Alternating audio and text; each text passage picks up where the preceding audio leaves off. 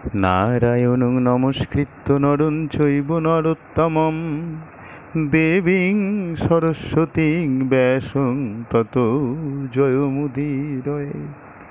মহাভারত আদি পর্ব। যযাতির প্রতি শুক্রের অভিশাপদান। হেনমতে কতদিনে যযাতি নৃপতি বিহারে চলিল দেবযানীর সংহতি। নানা বৃক্ষে সুশোভিত অশোকের বন, ফুলে ফলে সুগন্ধি সোনাদে পক্ষীগণ।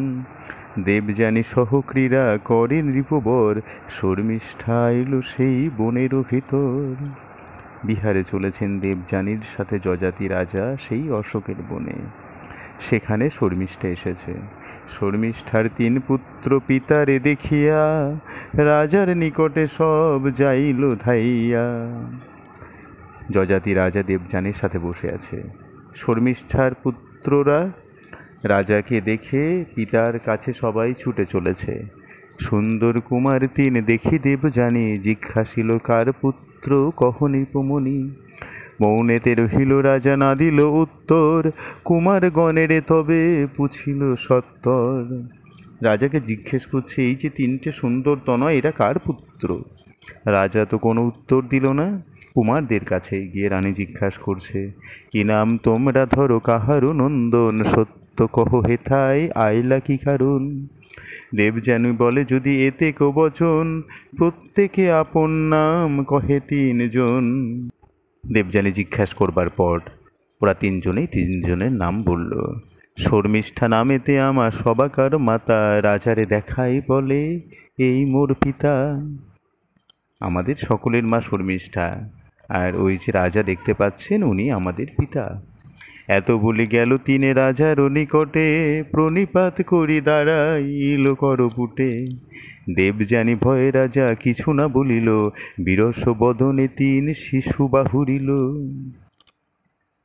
দেবযানীর ভয়ে রাজা তো কিছুই বলতে পারল না, কিন্তু সন্তান তো। বিরস বদনে 3 জন ছেলেকেই নিজের ক্রোড়ের মধ্যে নিয়ে নিল। এত শুনি দেবযানী অরুণ লোচন, শর্মিষ্ঠাকে ডাকি তবে বলেন বচন। শর্মিষ্ঠাকে ডেকে জিজ্ঞাসা করছে, পূর্বে যে কহিলি তুই আমার গোচরে, ঋষি এক পুত্রদান দিলে কো আমারে।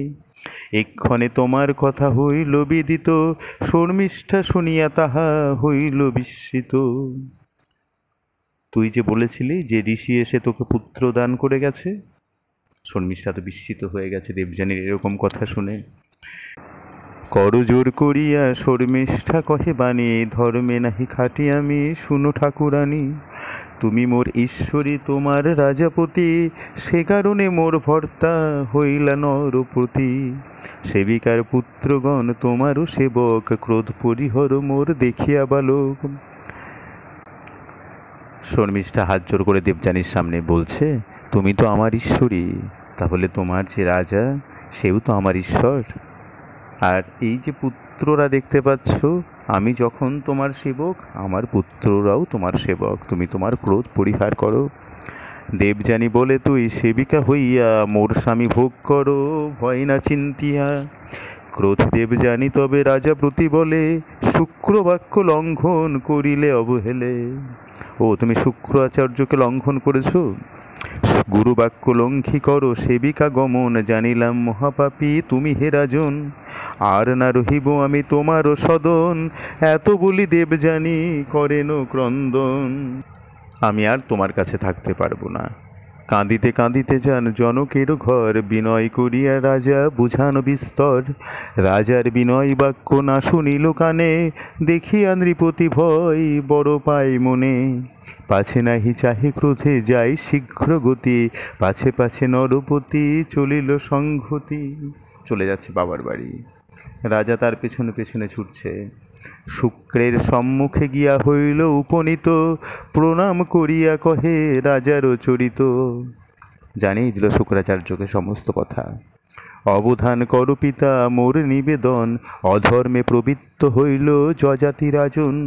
তোমার নিয়ম বাক্য হেলন করিয়া, বৃষপর্ব কন্যারে গোপনে কইল বিয়া।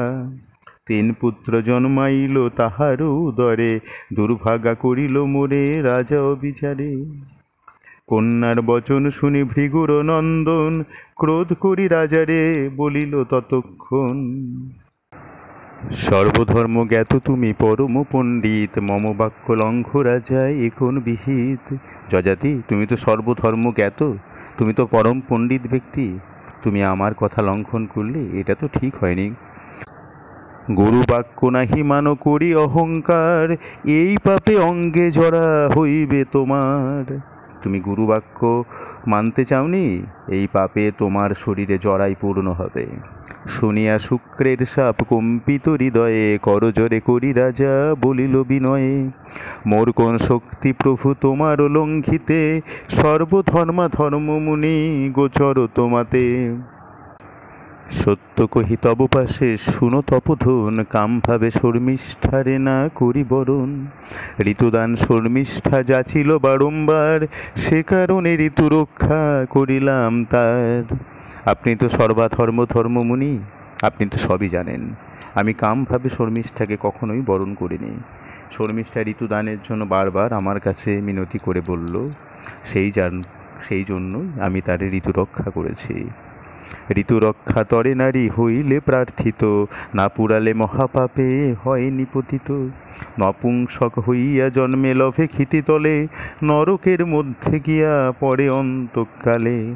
ঋতুদাম করিলাম করি ধর্ম ভয়, আর মোর অঙ্গীকার জানো মহাশয়। যেই যাহা মাগে তাহা না করিব আন, সে কারণে দিনু যে মাগিল ঋতুদান। হে শুক্রাচার্য, আপনি তো জানেন, নারী যদি ঋতুদান চায় আর পুরুষ যদি তার কথা লঙ্ঘন করে, তাহলে পরজন্মে সে নপুংসক হয়ে জন্মগ্রহণ করে। আর তাছাড়া আমার প্রতিজ্ঞার কথা তো আপনি জানেন, যে যা চাইবে আমি তাকে তাই দান করব।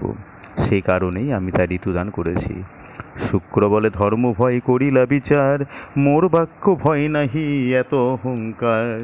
ও, ধর্মের কথা তুমি ভেবেছ, আমার কথা ভাবনি একবারও? এতে বলিবা মাত্র ভৃগুর নন্দন, রাজার শরীরে জড়া হইল তখন। রাজার শরীর জড়াই পূর্ণ হয়ে গেল। অশক্ত হইল রাজা, শুক্ল হইল কেশ, মুখেতে না সরে বাক্য হইল বৃদ্ধ বেশ। রাজা দুর্বল হয়ে উঠল, তার কেশ শুক্ল হয়ে গেল, সাদা হয়ে গেল, মুখেতে আর কথা সরছে না, বৃদ্ধ রূপ ধারণ করল। আপনার অঙ্গ দেখি নৃপতি বিস্ময়, জোর হাতে কহে পুনঃ করিয়া বিনয়। নাহি হয় তৃপ্তি নাহি পুরে যে কামনা, তব কন্যা দেবযানী প্রথম যৌবনা। আপনার কন্যা দেবযানী তো প্রথম যৌবন, কোনো কামনা কোনো তৃপ্তি পূরণ হয়নি। হইলাম বঞ্চিত এ সংসারেরও সুখে, কৃপায় শাপান্ত প্রভু আজ্ঞা কর্মকে। এ সংসারের সমস্ত সুখ থেকে তো বঞ্চিত হলাম, আপনি কৃপা করে আমাকে শাপান্ত করুন। শুক্র বলে মম বাক্য না যাই খণ্ডন, ভোগ করিবারে রাজা আছে যদি মন। আপনার জড়াবস্থা দিয়া অন্যজনে, সাংসারিক সুখ ভোগ করহ আপনে। হ্যাঁ, উপায় একটা আছে। যদি তুমি তোমার বার্ধক্য অন্য কাউকে দিয়ে দিতে পারো, তাহলে তার জীবন তুমি লাভ করতে পারবে। রাজা বলে আছে মোর পঞ্চ যে কুমার, যেই জরা লবে তারে দিব রাজ্যভার। শুক্র বলে জরাভার লবে যেই জন, দীর্ঘ আয়ু হবে সেই রাজ্যের ভাজন। বংশ বৃদ্ধি হবে আর রাজ্যে হবে রাজা, পরম পণ্ডিত হবে বলে মহাতেজা। শুক্রের পাইয়া আজ্ঞা যযাতি রাজন, দেবজনী সহদেশে করিল গমন। তা শুক্রাচার্য তাই বলল, ঠিক আছে, যে তোমার জরা নিতে চাইবে তাকেই তুমি তোমার রাজ্যে রাজা করে দিও। এখানে আরও এক শিক্ষার কথা আছে। জরা, ব্যাধি, বৃদ্ধ এ সমস্ত কিছু পরিবর্তন করা যায় কারোর না কারোর মাধ্যমে। আসছি পরবর্তী ক্ষেত্রে পুরুর জরা গ্রহণ ও যযাতির যৌবন প্রাপ্তি পর্বে। যযাতি চরিত কথা শ্রবণে অমৃত, পাঁচালী প্রবন্ধে কাশী দাস বিরচিত। নমস্কার।